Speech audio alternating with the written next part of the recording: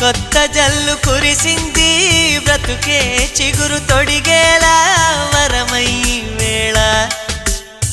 వానవిల్లు విరిసింది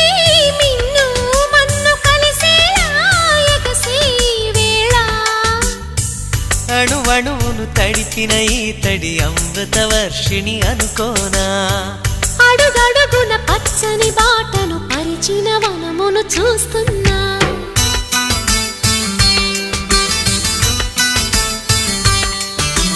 కన్నులలో గిల్లిలో